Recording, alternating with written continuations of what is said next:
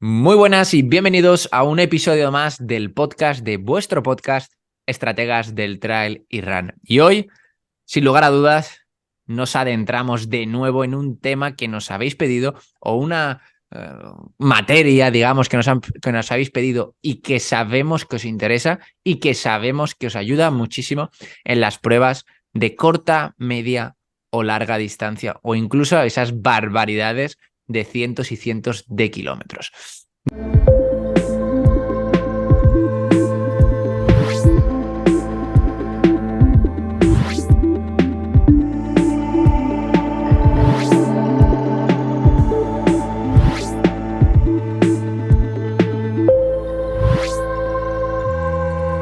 ¿De qué os vamos a hablar hoy? Pues la verdad es que tengo un invitado muy especial que, bueno, más que invitado, realmente es su casa, porque al final tenemos la suerte de que trabaja junto a nosotros dentro del equipo de estrategas y vamos a estar hablando, sí, de la nutrición. Vamos a estar tocando diferentes aspectos que sabemos que os van a ayudar a conseguir ya no solo mejorar vuestro rendimiento, sino que además ver de qué forma no va a disminuir el mismo entre muchas otras situaciones que vamos a estar contando. Porque sabemos que a medida que van pasando los kilómetros, de repente, sin entenderlo, vuestra energía va disminuyendo, pero nosotros sí que lo entendemos y de esto y muchos otros temas vamos a estar hablando en el día de hoy. Así que, sin más dilación, vamos a tope con mi queridísimo José Carlos. Muy buenas, José Carlos, ¿cómo estás, crack? Muy buenas, Chin. Pues genial, encantado de estar aquí y que le des voz a la nutrición deportiva en una comunidad tan grande como la de Estrategas del Trail. Así que un placer, como siempre, ayudar. Ya sabes que esta es tu casa, o sea, no, realmente no te tengo que invitar, sino que tú eres parte de esto y muchísimas gracias por el trabajo que haces día a día con nuestros deportistas, porque al final, con tu pieza dentro del equipo, sin lugar a dudas, hemos tenido un gran cambio, así que gracias, que lo sepa también toda la gente que nos escucha. Muchas gracias a vosotros, Chin. Siempre el efecto sinérgico entre entrenamiento y nutrición no suma uno más uno, sino que la subida es exponencial en el rendimiento, sensaciones, composición corporal y todo. Totalmente. De hecho, deberíamos traer a alguno de los deportistas que estamos trabajando de forma conjunta, que estoy seguro que va a ser muy interesante para que vean de qué forma se puede combinar, ¿no? Ya que muchas veces pensamos que la única forma de mejorar es gracias al entrenamiento, o por otro lado, que la única forma de mejorar es gracias a la nutrición, como por ejemplo en la pérdida de peso, y ostras, ¿cómo no vamos a poder incluir esas dos piezas clave que van a ayudarnos dentro de la mejora de nuestro rendimiento o aunque no sea rendimiento, sino de sentirnos bien, ¿no? Que sentimos como vamos mejorando. Así que bueno, vamos al tema de hoy. Así que cuéntanos, José Carlos, a ver qué nos tienes preparado para sorprender a toda la gente que nos escucha.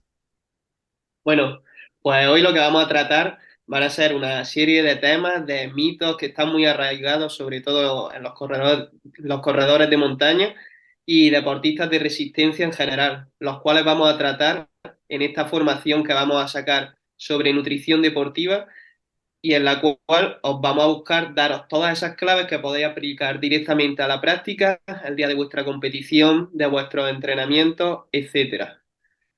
Entonces, pues igualmente que en esta formación, lo primero que podemos empezar hablando es sobre cuáles son las prioridades de la nutrición deportiva, porque muchas veces no se tiene un concepto adecuado, se confunde muchas veces la nutrición aplicada a la salud, que no tiene nada que ver con la nutrición aplicada al deporte, ya que el deportista tiene unas necesidades totalmente diferentes.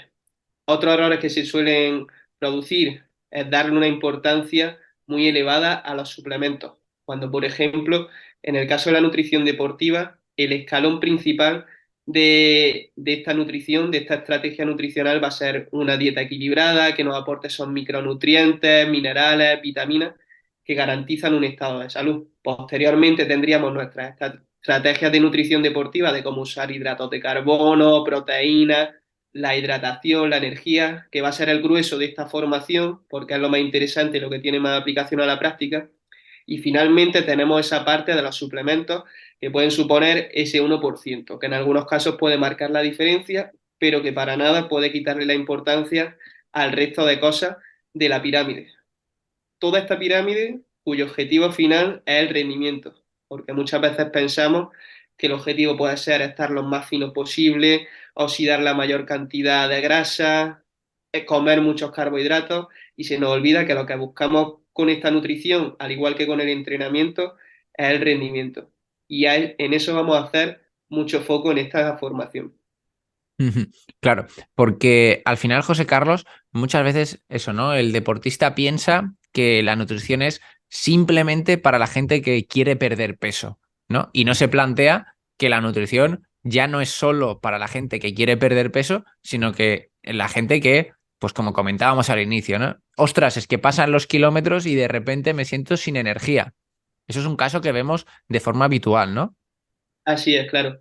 Tendríamos esa primera fase en la que vamos a buscar esta optimización de la composición corporal, es decir, buscar nuestro peso ideal para competir. Y una vez ahí es donde empieza realmente la nutrición deportiva, esa búsqueda del rendimiento, el evitar los problemas digestivos en las carreras, el evitar la deshidratación, el evitar bajones de energía, todo eso es la nutrición deportiva que vamos a tratar. Ujú. Claro, y además, en esa parte de los problemas gastrointestinales, sabemos a nivel estadístico que un montón de corredores que van a las pruebas llegan a abandonar por problemas gastrointestinales, cuando Así es. realmente esto es un fallo garrafal. Sí, sí, sobre todo cuanto de mayor duración es la competición, mayor es la probabilidad de que aparezcan estos problemas gastrointestinales. Problemas los cuales tienen una solución muy clara a través del entrenamiento del sistema digestivo. Como tenemos tantos casos en el equipo de estrategas, en los cuales empezaban con problemas digestivos en las competiciones, tolerando unas cantidades muy bajas de hidratos de carbono, mediante estas estrategias de entrenamiento del sistema digestivo, hemos sido capaces de ir subiendo la tolerancia de estos deportistas y que lleguen a tolerar en competiciones cantidades mucho más altas de hidratos de carbono sin problemas gastrointestinales. Lo que no solo significa que evitan estos problemas gastrointestinales, sino que tienen una disponibilidad energética mucho mayor en carrera, la cual se traduce en mejores sensaciones y mejor rendimiento. Ujú. Claro, porque luego ahí nos iríamos a otro punto, ¿no? Que muchas veces, bueno, muchas veces no, igual ahí un poquito más, la gente que es un poquito más friki, ¿no?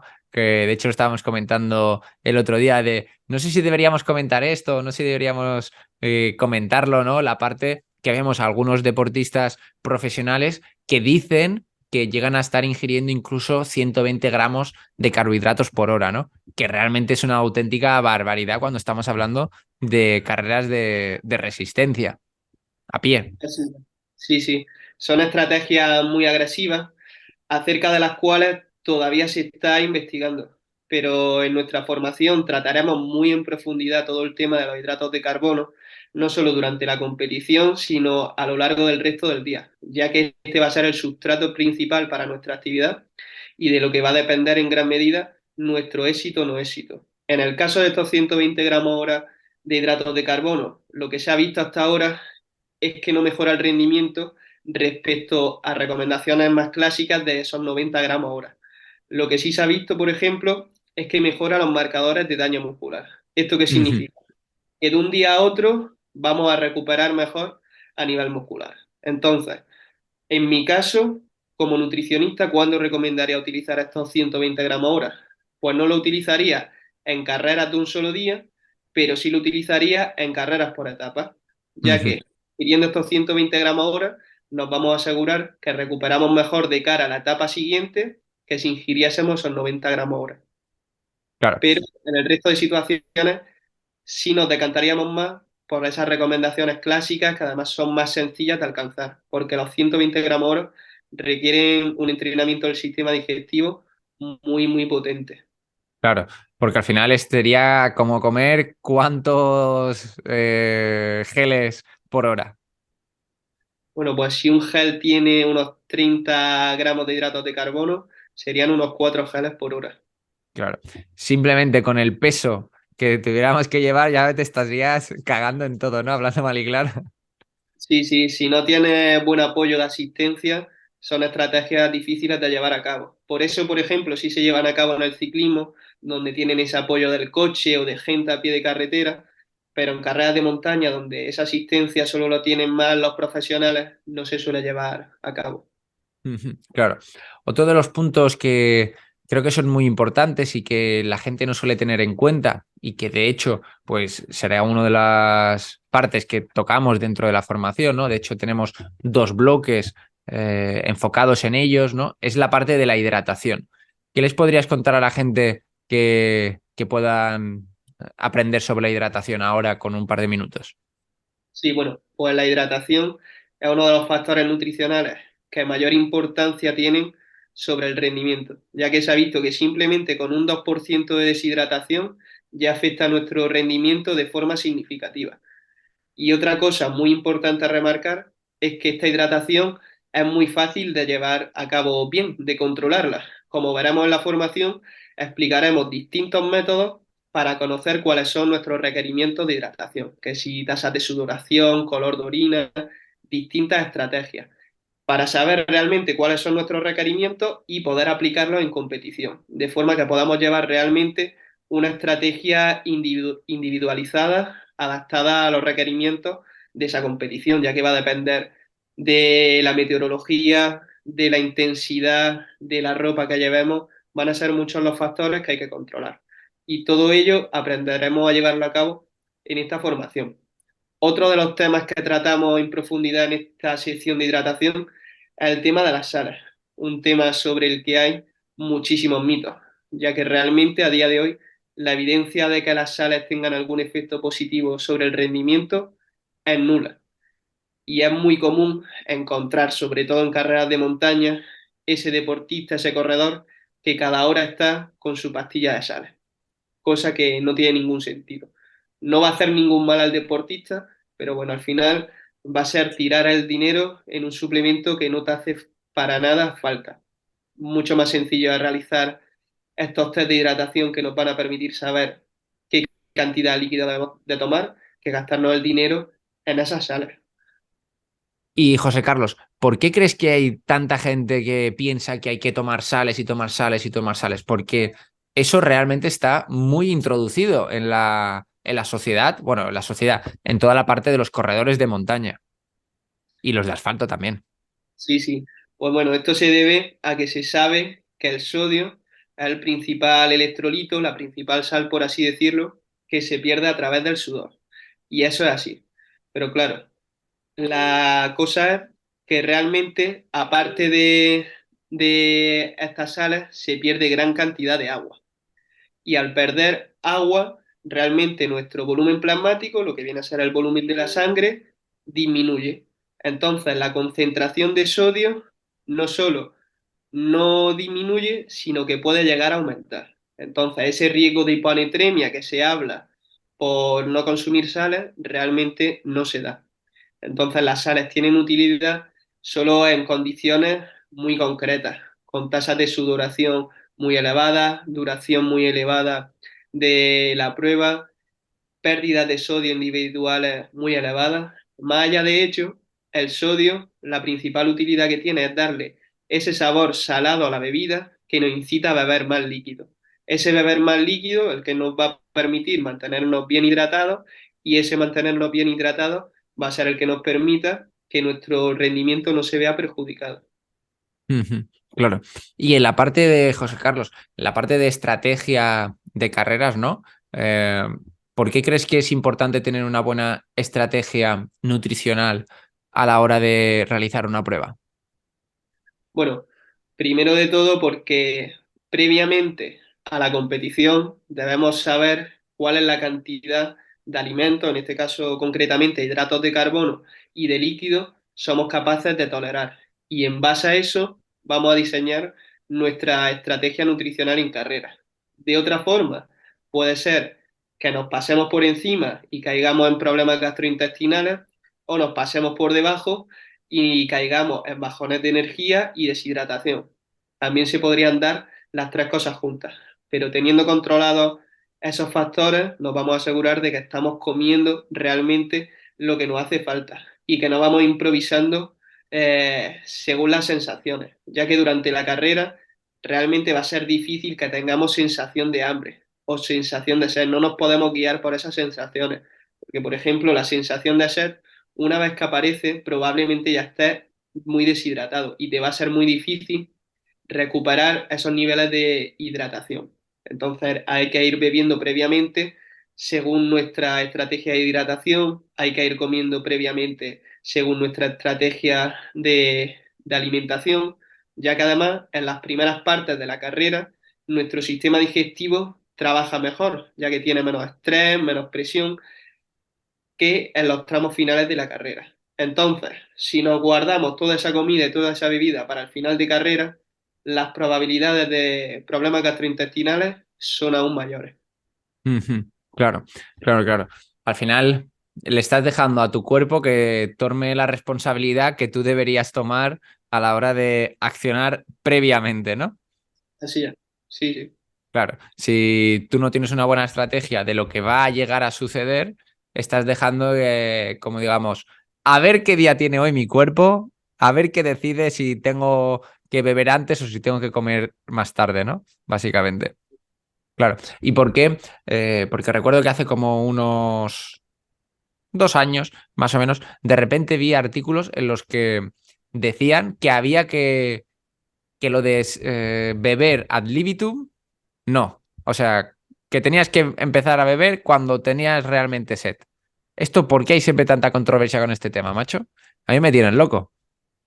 Bueno, beber al libitum, que finalmente es beber por eso, sensación Sí. de sed, puede ser una estrategia, pero simplemente en carreras cortas, menos de una hora, ya que en esa hora difícilmente se va a dar ese porcentaje de deshidratación mayor al 2%, a partir del cual se va a perjudicar nuestro rendimiento.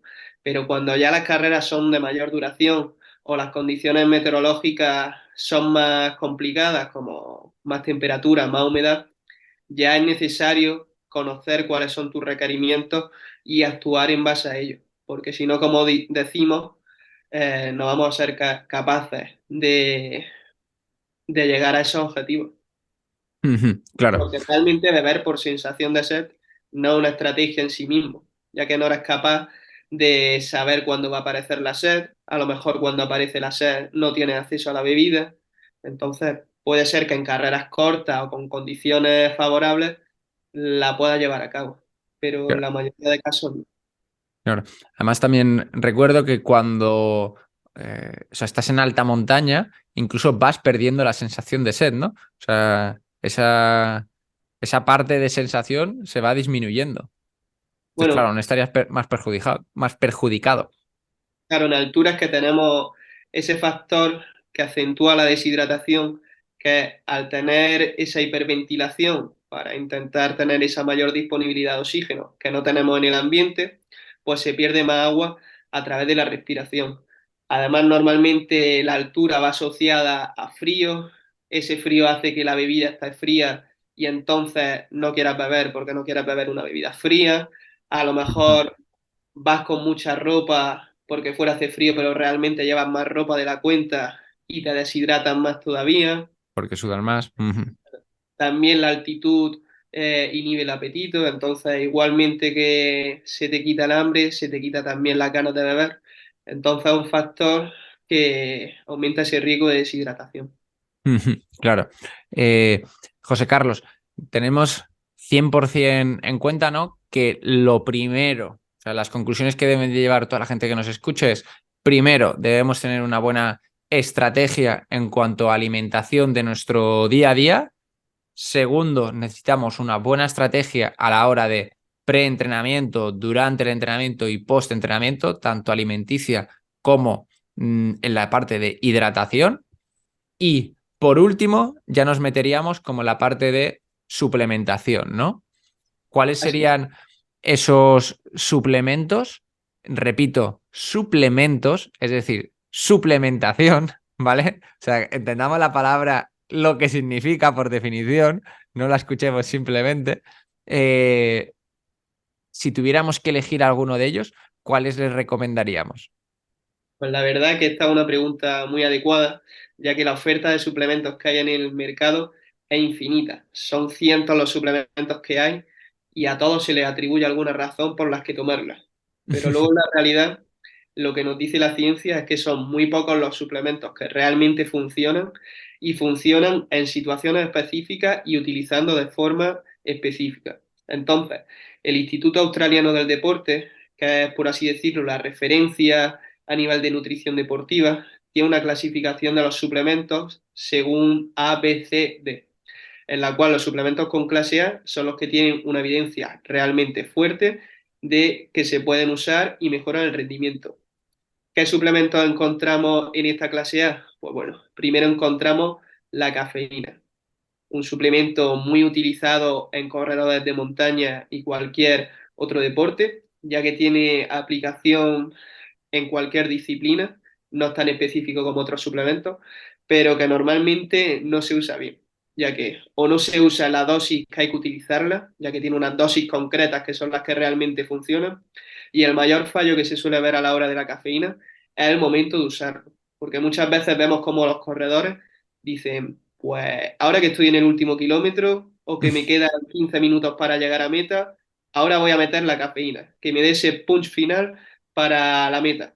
Pero claro, hay que entender que la cafeína realmente empieza a hacer efecto a los 30 minutos y el efecto pico lo tiene de 1 a 2 horas de su ingesta. Entonces, si tú te tomas la cafeína 15 minutos antes de la meta, cuando llegas a la meta, obviamente la cafeína no te va a haber hecho efecto más allá del posible efecto placebo que tenga, que si lo tiene el efecto placebo. Pero el efecto real de la cafeína lo vas a tener cuando ya estés de vuelta a tu casa en el coche, que probablemente no sea lo que buscas. Entonces, eso es un factor muy importante. Otro suplemento también presente en esta categoría A es, por ejemplo, la creatina, junto con la cafeína, el suplemento con mayor nivel de evidencia. Pero ¿qué pasa? Que en deportistas de resistencia no es un suplemento que tenga una gran utilidad, ya que lo que hace la creatina es aumentar nuestras reservas de fosfocreatina, que son un sustrato que se utiliza en esfuerzos muy explosivos, como puede ser un sprint, un levantamiento de pesas, etcétera. Esfuerzos que realmente no se llevan a cabo en deportes de resistencia, por lo que podría parecer que no es de interés.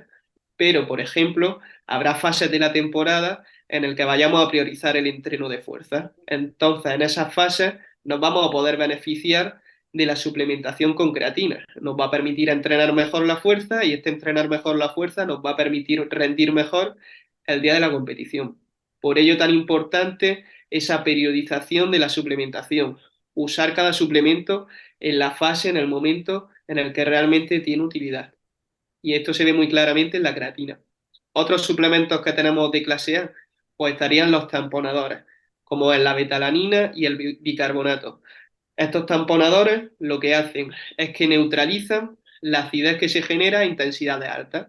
Cuando vamos a intensidades elevadas por encima del umbral de lactato, se genera ácido láctico que se disocia en lactato e hidrogeniones. Pues estos hidrogeniones son los que están relacionados con la fatiga. Entonces, los tamponadores lo que hacen es unirse a esos hidrogeniones y los neutralizan, permitiéndonos tener un poco más de punch a esas intensidades Ujú. elevadas. Tenemos por un lado el bicarbonato, que sería un tamponador extracelular, ya que actúa en la sangre, y la betalanina, que sería intracelular, actúa dentro del espacio celular. Y otros suplementos que tenemos con clase A, el glicerol, que como veremos en la formación es un osmolito que lo que hace es permitir retener más agua. Entonces, si queremos hacer una estrategia de hiperhidratación, porque vamos a encontrar condiciones extremas de calor y humedad, pues podemos utilizarlas. Pero esos son los suplementos con esa evidencia realmente fuerte. Igualmente también encontramos ahí los nitratos, ese Ujú. zumo de remolacha que encontramos en shot, ese es un suplemento también con evidencia clase A. Ujú. Claro, que justamente del zumo de remolacha, madre mía. O sea, yo nunca lo he hecho, pero debe ser un poquito jodido, ¿no?